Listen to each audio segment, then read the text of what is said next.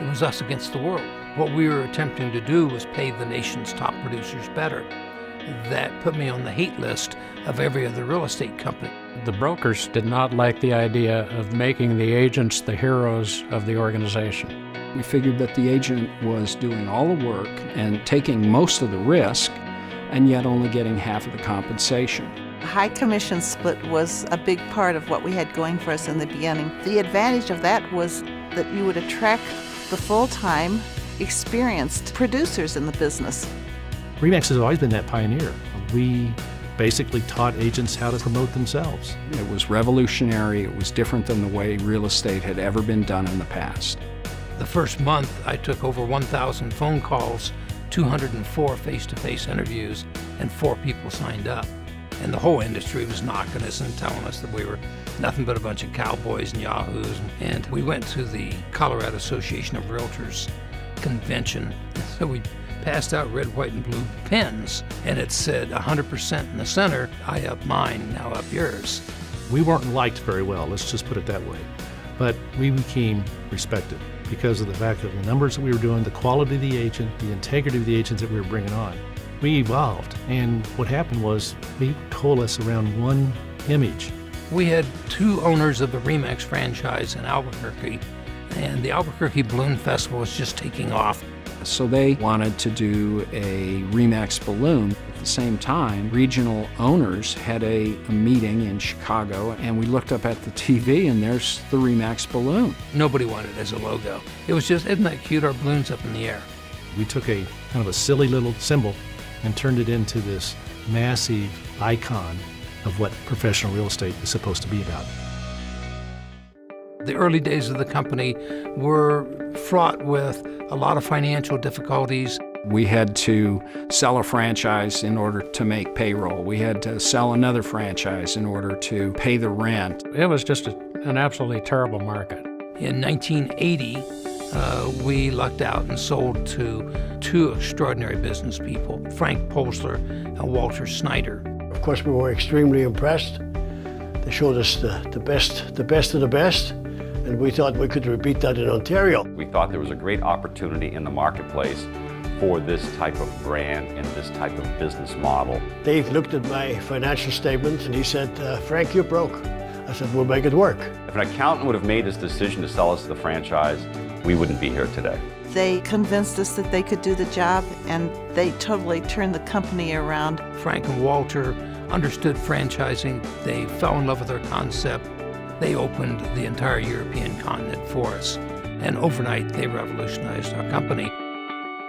In 1983, we did our first conference in Northern Ontario. This guy flew in with his seaplane. And I said to Dave, you want to fly with us? No, he said, Gail, you go. The pilot made a mistake, and so the plane went into a stall spin, crashed into the trees. Killing the pilot and putting Gail and the other 2 passengers in the hospital for years. Originally, they told Dave that she would be lucky to make it through the night. Even if she does come out of it, she may be a vegetable. She may never be able to walk. She may never be able to talk. He read motivational books to her. He put speakers on her head, and he played tapes to her, even though she was in a coma.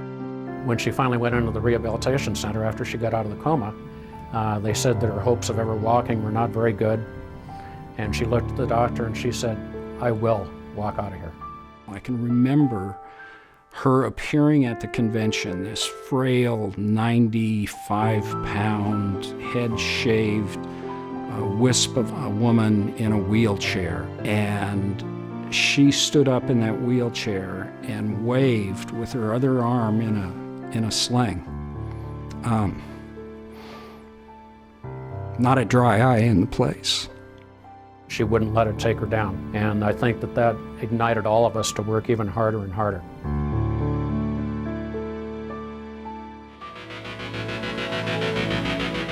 By the 90s, we were booming. At our 20th anniversary, we'd reached 30,000 agents. And at that point, we really started to become a factor in the country. The agent number meant market share, meant market presence, meant advertising dollars. The premier best agents in the business, the best customer satisfaction, the best brand name awareness, the most market share, the best web presence, all these things are the Remax brand. The 90s were impacted by technology, and Remax was in the forefront of that. We became the first real estate company to have a satellite TV network. We opened the convention at the National Association of Realtors with a huge booth, cameramen interviewing people. We made such a smash hit the first day that by the second day, 30 or 40 of our competitors all had whiteboards up in their booths that said, "We too have national television coming." We had the tools to help make agents and brokers more successful than they had ever been in the past. Our national company, our regional companies, our broker owners.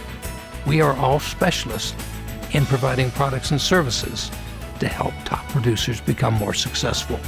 We are totally devoted to the top producers. By the time 2000 rolled around, Remax was the significant player in the real estate industry in all of North America. We went from country to country and started seeing the immediate success. We were established, we were the go-to company, we had a national presence in the media. It was inevitable we'd become number one. Our numbers went up annually every year. Actually, through the first 4 recessions, we actually grew worldwide. In our 5th recession, which really came about with the housing bubble in the United States, we saw the first net loss of agents in the company's history. Remax reacted very positively. We had the best agents, we had the most experience. Many had been through previous recessions, and they were able to thrive during that recession instead of going out of business like so many of our competitors. Remax survived the difficult markets for the same reason that we prospered in the very good markets. If you have a company that's built with the very best brokers and the very best agents, it's going to prosper. The key quality that Remax agents have is they're very, very entrepreneurial. They're serious about their business. They've got a curiosity. They never stop working on improving the service that they give to the consumer. Quality attracts quality, and we have the highest quality agents in history. To be affiliated with the top real estate professionals in the business, the best agents, the best broker owners and managers, it's been the best years of my life. One day you look up and say, "Woo, wow, look at us." But in reality, it was a passion for the organization. It was an absolute love for the people in Remax. There's no words to explain how much we appreciate the real estate agents and broker owners that work with us. They built this company.